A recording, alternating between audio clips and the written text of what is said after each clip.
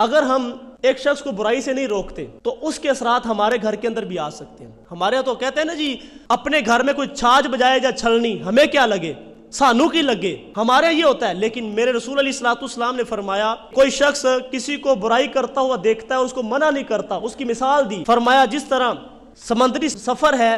और कश्ती के अंदर बैठा शख्स अपनी जगह पे सुराख करना शुरू कर दे, अगर पास बैठने वाले कहेंगे अपनी जगह पे कर रहा, हमें क्या लगे, सानू की लगे, तो फिर थोड़ी देर गुजरेगी, वो खुद भी डूबेगा और सारे मुसाफिर भी डूब जाएंगे। उसके साथ भी और अपने साथ भी हमदर्दी ये है कि उसका हाथ रोका जाए, उसको मना किया जाए। तो अगर हम किसी को बुराई करता हुआ देखते हैं तो हमें मना करना चाहिए, क्योंकि हुजूर अलैहिस्सलाम ने फरमाया है कि बुराई को करते हुए देखो तो तुम्हारे अंदर अगर ताकत है तो हाथ से रोको, और अगर हाथ से रोकने की ताकत नहीं है तो जुबान से रोको, और अगर जुबान से रोकने की ताकत नहीं है तो कम अज